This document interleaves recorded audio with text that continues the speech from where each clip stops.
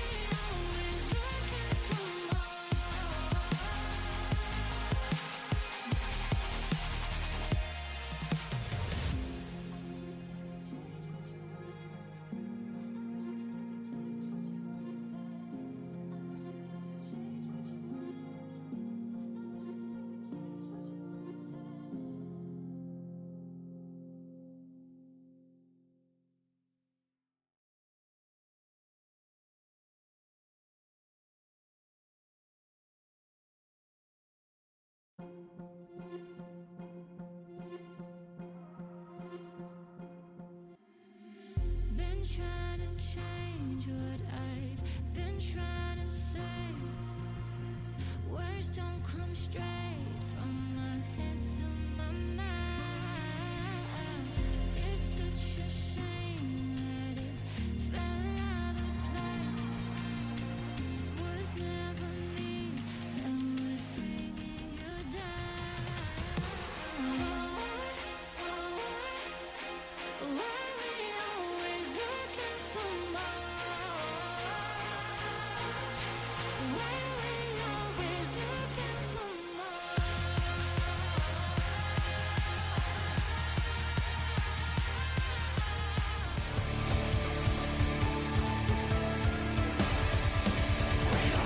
We don't care if you call our name. We don't care, we're just the same. We ignore the ways and we ignore the fight. We need a miracle.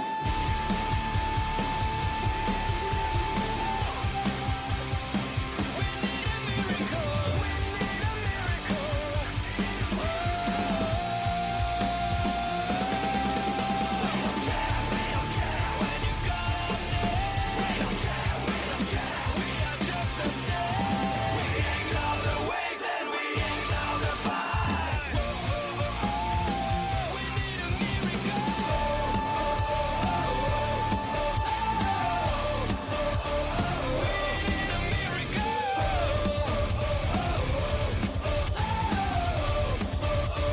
We need a miracle.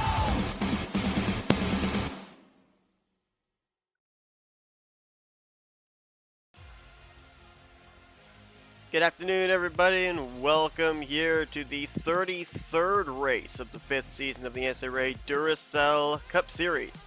As we begin the third round of the playoffs here at Boston International Speedway. I'm Seth Cole, and today these drivers are setting up for 75 laps of racing here in the Northeast. We are obviously coming off the heels of our second elimination race. We started out with 10 teams. We whittled it down to 8 after Arizona. And then last week we whittled, actually after Indianapolis. And then last week after Arizona, we whittled it down to 6 teams remaining.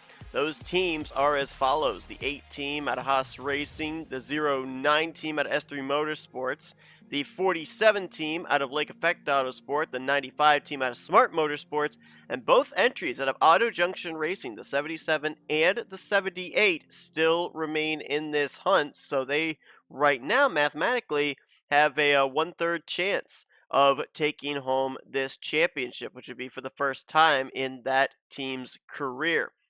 But here to start out this round of 6 is Boston International, and this is really going to be an interesting final round until we determine the final 4 teams, because Boston here today, it's really all about throttle control. A little bit of tire conservation comes into play. You go to next week, it's Talladega, wildcard super speedway race. Anybody can win there, and then we end off the final round of the playoffs at Rockingham, North Carolina Speedway, a track that is all about conserving the Goodyear. So we're really going to see who deserves, as a driver and as a collective team, who deserves to be in that Final Four to compete for the championship at Homestead Miami Speedway, and it kicks off here today. You heard the command to fire the engines there. We're going to ignore that. We won't have the command to fire the engines, obviously, after the national anthem. Error on my part, forgetting to pause, but nonetheless, let's go down trackside for pre-race ceremonies, and then we'll be back here to give you your starting lineup for today's race at Boston International. Oh, say, can you see by the dawn's early light what so proudly we hailed at the twilight's last gleaming, whose broad stripes and bright stars through the perilous fight o'er the ramparts we watched were so gallantly streaming, and the rocket's red glare, the bombs bursting in air, gave proof through the night that our flag was still there. Oh, say does that star-spangled banner yet wave o'er the land of the free and the home of the brave?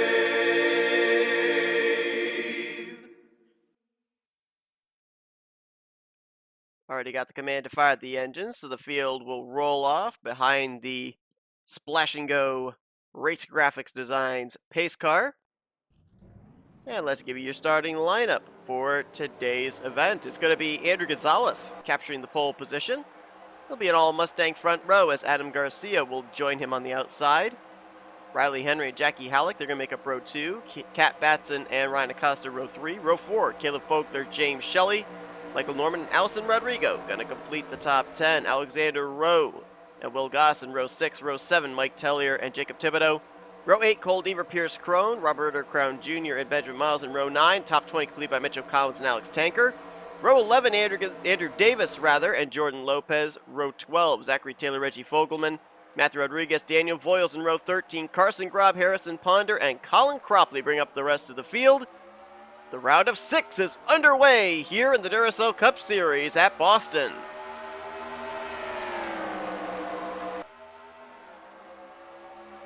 This track over a little mile in length. Second straight round where we started off a race at a track of a mile configuration, but Boston Hillside absolutely nothing like each other. You're going to see more of a short track / speedway type race here today, whereas at Hillside it was kind of like super speedway racing, with how quickly you could move to the front and subsequently fall to the back.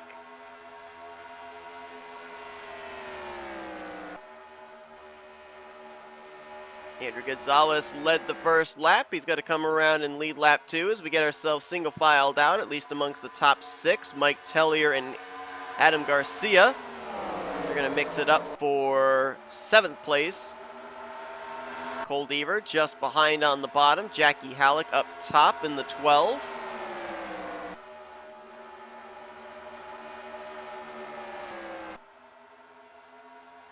highest qualifier of the playoff contenders here today was Caleb Fogler in the 09. Fogler, of course, a teammate to Stephen Paul III and Kyle Matthews out of S3 Motorsports, but another of the teammates to Fogler, that being Charles Sanford, is a former winner here at Boston. Back in Season 3, as second place battle, Cat Batson, to the inside of Riley Henry.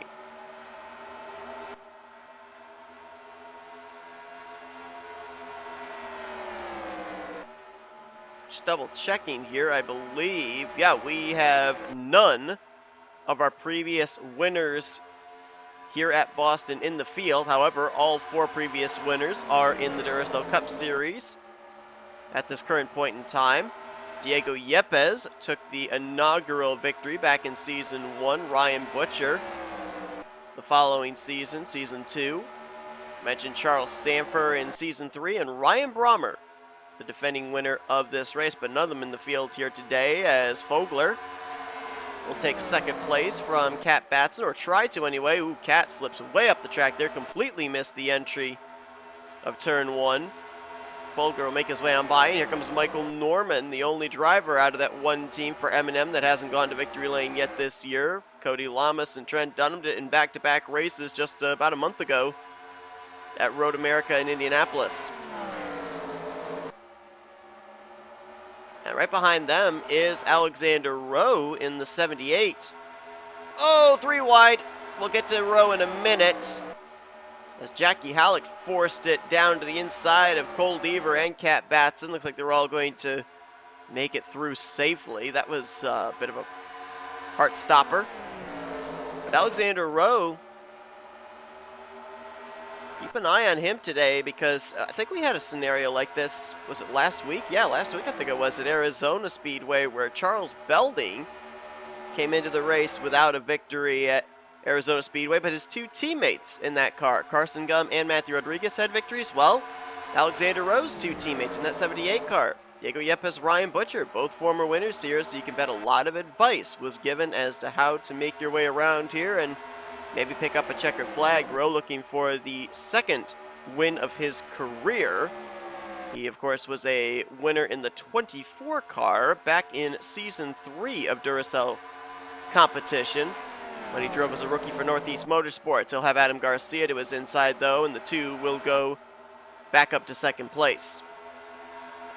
I was noticing the 77 of Roberto Crown Jr., 2-time winner, making his way up here to the front.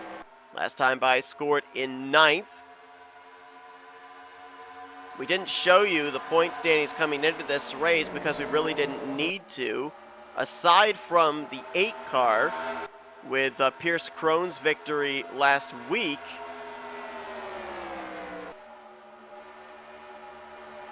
was it Pierce? Oh, actually, I think I'm saying the wrong driver. But with the 8 car going to victory lane last week, they have 5 points over the rest of the remaining 5 championship competitors, who are right now tied at 3,000 points apiece. So 3,005 points for the 8 car. Pretty easy math, so we didn't really see the need to bring the graphic up. We will obviously be showing the graphic once this race is over, though, because I think there's going to be a lot of moving and shaking of positions, and imagine not doing well here today at Boston and going into Talladega or Rockingham in almost a must-win situation. That is not the kind of scenario you want to have. There's the 32, Ryan Acosta, former champ. Of course, last week with the departure of both the Pigeon Racing entries in the playoffs, the 19 and the 31. That was Carson Gum's departure from the championship picture, and so we are guaranteed a brand new champion this season is Season 5 of Duracell Cup Series competition. I should say champions, as there will be 3 champions this year in a collective 3-driver effort. Speaking of the 31 car, there's James Shelley, whose victory back at Riverside got the 31 in the playoffs. Now 1 week removed from being eliminated from the playoffs. Shelley trying to go to work and put that 31 in victory lane as many times as possible before the conclusion of the season. It wasn't Pierce Crone that won last week. It was Dave Campus who picked up his first career win in Duracell Cup Series competition for the 8 car. And I noticed that 8 car is right now running in the 15th position, making his way up towards the front. That's Pierce Crone in the 8 car here this week. Campos did the driving duties last week. Let's look and see about teams that right now out of the gate are struggling, and there's the first of them. 24th position right now is where you find Zachary Taylor in the 95. And also missing is the 47, Daniel Voiles. There he is. He's battling with Benjamin Miles for 27th. Colin Cropley started last in this race, and something is obviously terribly, terribly wrong on the Cracker Barrel Chevrolet. Whatever translated to his poor qualifying effort is obviously translated over here to race effort, because he is a long ways back from even Benjamin Miles, about half a straightaway back. So something amiss, maybe down a cylinder in that entry out of Adrenaline Motorsports. Certainly not the run that Cropley was looking for here today, as Fords were up at the front in the early going of this. You still got a Ford leading in Andrew Gonzalez, but then 3 Chevrolets, 2nd through 4th, and then a couple of Toyotas in 5th and 6th, the teammates out of AJR.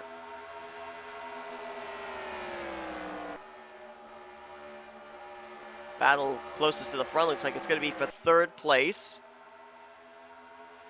It's Ryan Acosta in the 32. Jackie Halleck in the 12. 12 teams got a little bit more pep in their step after the victory a couple of weeks ago at Lime Rock, courtesy of Andrew Lemke.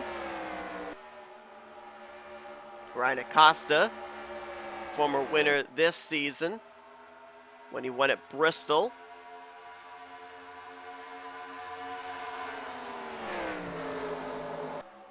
But next week's going to be a lot of fun for the fans and the spectators at Talladega.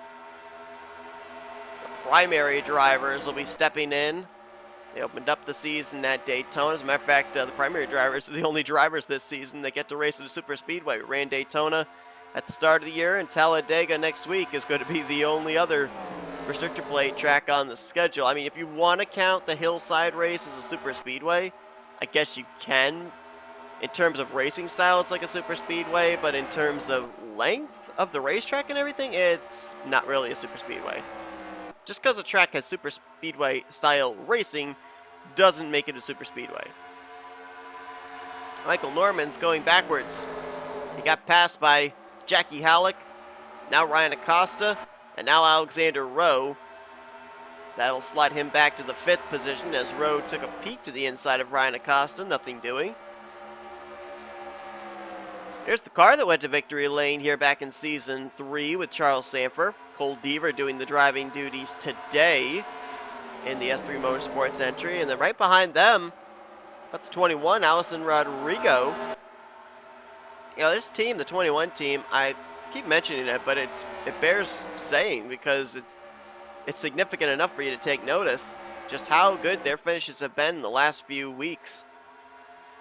Collectively with Rodrigo, Lucas, and Harumi, this team, at one point about 4, 5, 6 weeks ago, they were sitting down around 22nd, 23rd, 24th in points. They're now 18th in the standings, and with another good run today, they could be up maybe inside of the top 15 in points. Very, very impressive what they've been able to do as Michael Norman continues to fall back. I talked about that this is a track that's very abrasive on the tires, and Michael Norman may have used up a good bunch of his stuff here on this run. Riley Henry's now gotten around. Thibodeau picks up a spot. Will Goss now going to move up to, I believe that's the 11th position on Michael Norman. Now Michael's up there way up out of the groove, as is Pierce Crone in the 8. And they are starting to fall back. I'm noticing another couple of drivers as well that have been recently falling back. The 31 of James Shelley has gotten passed by quite a few race cars, and he was up just inside or just outside, right on the border of the top 10. He's now all the way back to the 17th position. Roberto Crown Jr. really wide there through 3 and 4. His tires may be going as Cole Deaver's going to bypass him for 5th. Adam Garcia will look to take advantage for 6th in the 2 car. Really been surprised we haven't seen a lot more out of Adam Garcia this season. Adam was a 3-time winner last year. Of course, all 3 of those victories were his first 3 career victories. But this season, the 2 team, they've been rather lackluster, and they were really one of the top 5 teams to watch coming into this season, based on the fact that Dylan Young had 2 victories last year. Garcia, as mentioned, had 3 victories last year, and RJ Bishop had some great runs as a non-charter entry last season. A lot of people remember the back-to-back runner-up finishes he had during the Michigan weekend. Runner-up in the non-charter race, and then runner-up just about half a car length away from getting his first career win in the charter race the following day. Well, Andrew Gonzalez has led all 31 laps so far, but he might be having some company here in just a few moments. Jackie Halleck has reeled him in. Ryan Acosta and Alexander Rowe might be able to get up there as well. Make it a 4-man fight for the lead. And we don't know exactly when these drivers are going to have to start thinking about pit stops. As we are, we're now past halfway, I believe. Oh no, we got a little bit longer to go. But another 3-4 laps and then we'll be at halfway.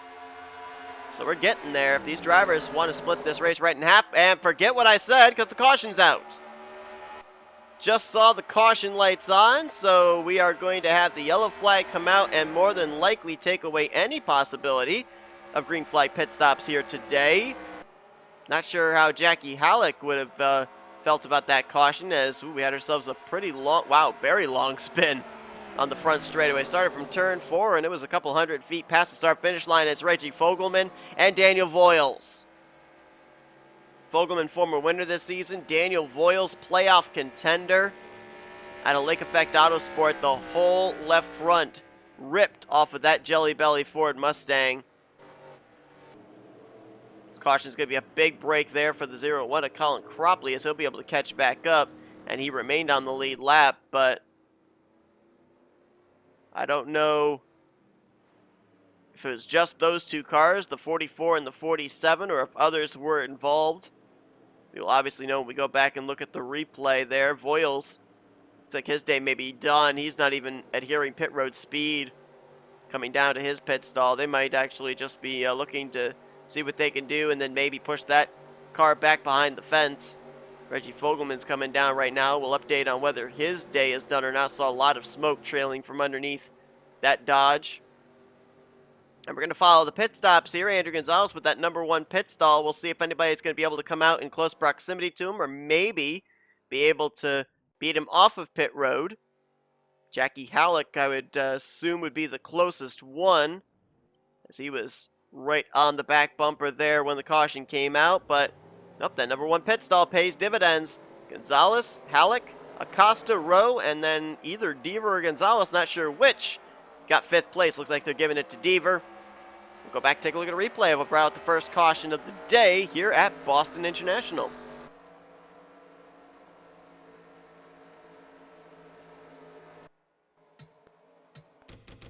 Be interested to see which car snapped around first. When I saw the damage on both the 44 and the 47, I'm going to guess it was the 47. Because with the left front fenders sheared off of Daniel Voiles, that had all the indication that he made contact with a car that was already spun out. So here it is. Oh yeah, Matthew Rodriguez going way, way up the racetrack into the wall. Reggie Fogelman's trying to get to his inside, and then Cat Batson had such a big run coming off of 4. Gets into Reggie, spins him around, and there's where Voiles is involved. Look at Jordan Lopez, Harrison Ponder just make their way by. So what I thought was actually a long spin by one car from turn 4 all the way to down towards the center of the start-finish line to turn 1 was actually 2 cars, the second set of skid marks belonging to the 47 of Voiles. Let's take another camera angle here. What's amazing, Benjamin Miles didn't get a piece of this too. If we can get a good enough angle, you'll see just how close Benjamin Miles was to getting a piece. Yeah, there you see right there. Reggie was doing everything he could. He was probably out of the throttle, trying to turn low. Cat Batson was back into the throttle coming off of turn 4. And look at just how close Benjamin Miles was to getting hit, and Voiles almost got through. Voiles was already struggling today. He was back, I think it was in 25th. That was certainly not what he needed, not what the team needed, as they're one of the playoff contenders. It's actually taken on board with Daniel Voiles. And you'll just see he had to pick a lane and hope that the spinning 44 wasn't going to be there. He almost gets through. Here's that onboard. You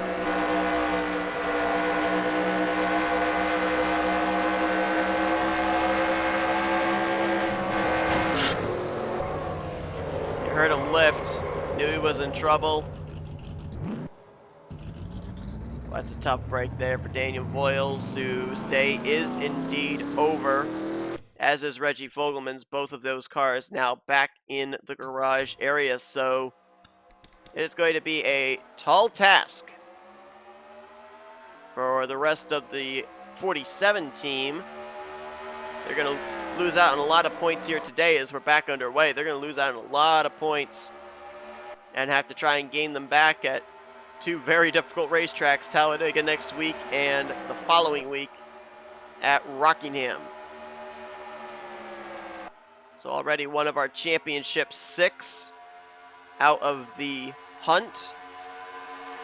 That opens the door wide open for the other 5 to try and gain an advantage. Remember, it's 4 teams that advance into the championship battle at Homestead Miami Speedway. You don't have to be first, you just have to be 4th. And of course, as well, we saw last week when Dave Campos went to victory lane that had that been earlier on in the round, that would have locked the 8 car into the round of 6, regardless of the following races. Well, the same deal applies here today. If you win, you are automatically locked into the final 4, regardless of Dega, regardless of Rockingham. Right now, we don't really have any of our playoff contenders up here towards the front. I think the highest is Caleb Fogler, back in the 11th position.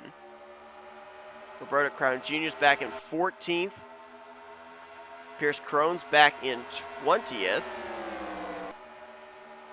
You got Alexander Rowe up here in the 78, actually. He's in 8th position. I missed him when scanning down the list, as we've got ourselves a lead change for the very first time today. Adam Garcia led that lap. And he has gone to the point. Ryan Acosta moves to 2nd, so they've shaken the 74 out of the race lead, and he's going towards the back in a hurry. He's now back to 5th. Might lose that to Will Goss. Michael Norman there as well. There's Mitchell Collins in the 17. Haven't talked about him. He restarted up inside of the top 10. Right now scored in 9th and continuing to make forward progress. Joanne Atwood Motorsports looking for their 2nd win on the season.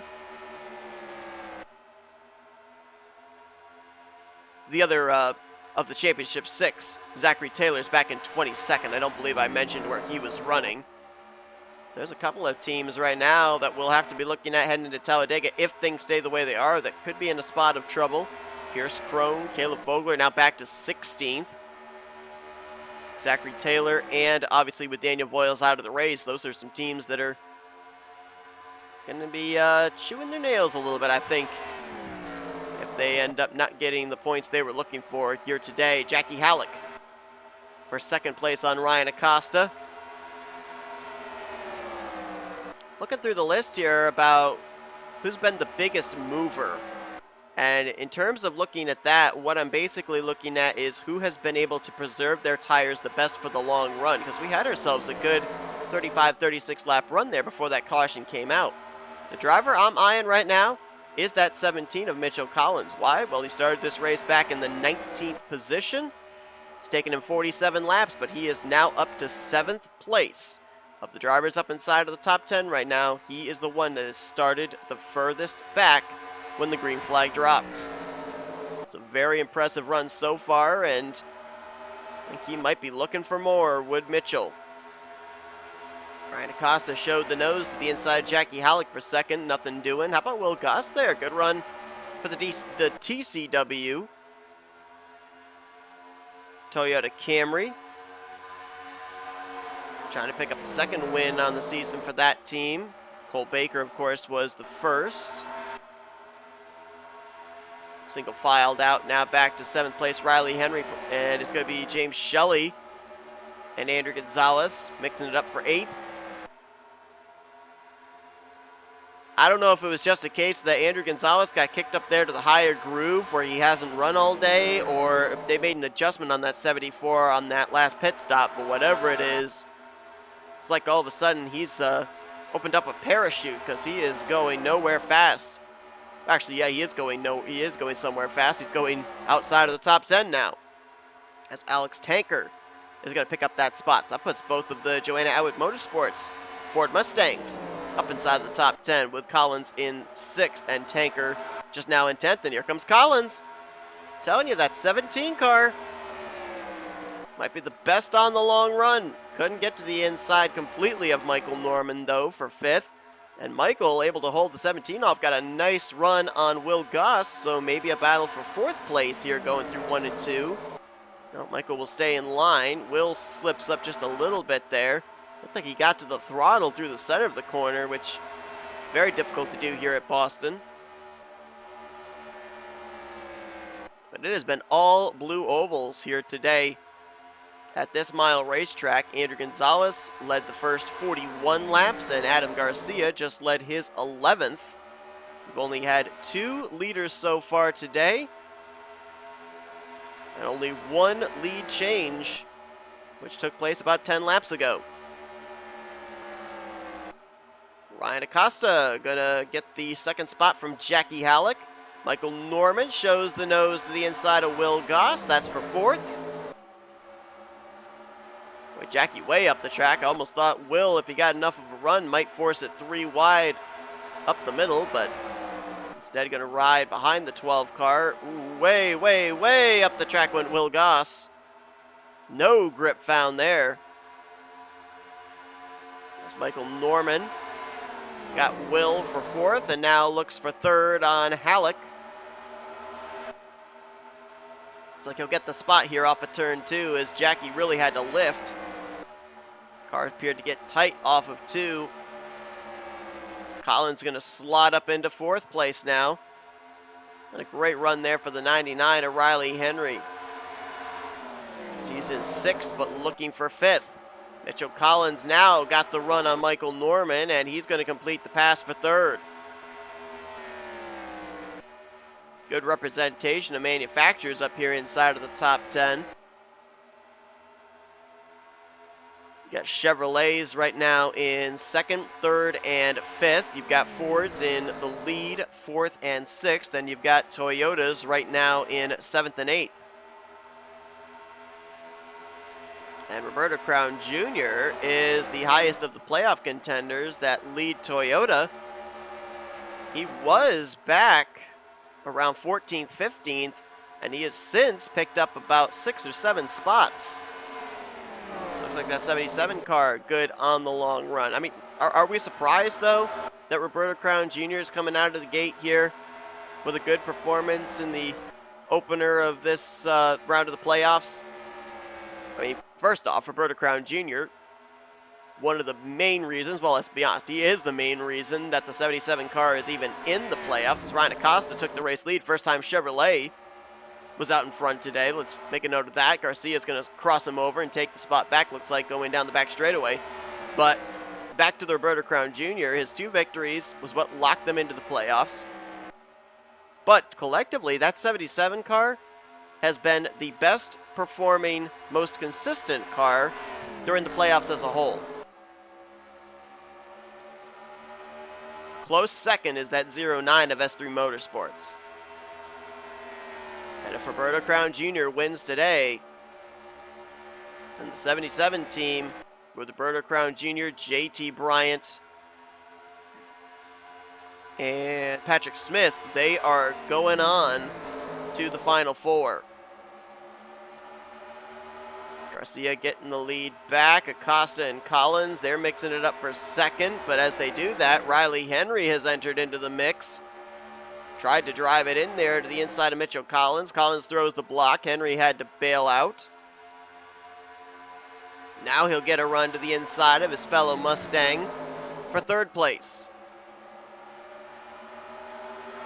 We've had a lot of first-time winners here this season, a lot of rookies have been able to take checkered flags. Of course, most recently, last week at Arizona with Dave Campos. Got a couple of veterans up at the front right now, but Riley Henry trying to join those that have gotten their first career win this season in Duracell competition. Well, I'll tell you, two cars that really have fallen off. We were talking earlier about the S3 Motorsports Chevrolets up here having great runs. Fogler and Deaver, they're back right now in 23rd and 26th. So I'm not sure what went on with those cars, but something completely took a turn for the worst, and they are struggling back there. Right now, it looks like the two teams that would be below the cut line going into Talladega, the 47 is obviously one, as Daniel Voiles is in the garage area with Reggie Fogelman. They were involved in the first and up to this point, hopefully only caution of the day. But also the 95, as Zachary Taylor has lost the lead pack, and he is right now running in the 25th position. So those look like they would be the two teams below the cut line going into that wild card race at Talladega. It's Ryan Acosta. He got to the inside of Adam Garcia. Garcia way up the track there through 1 and 2. And Acosta is going to go back to the point. Ryan Acosta has never had a multi-win season in his career. And if he can hold off Garcia and company, he is 9 laps away from doing just that. But Roberto Crown Jr. has now moved up into third. Michael Norman's right there in fourth. So far this season, we have yet to have all 3 drivers of a specific team go to victory lane. Caleb Vogler's the odd man out at the 09 team. Alexander Rose the odd man out at the 78 team. Charles Belding the odd man out at the 19 team. And Michael Norman is the odd man out at Michael Norman Motorsports. So, could we end up seeing Michael Norman make history here today as completing the sweep of having all 3 drivers of a specific team pick up a checkered flag here in Season 5. This battle's fun to watch, though. Adam Garcia, the multi-time winner. Ryan Acosta, the former champion from Season 2.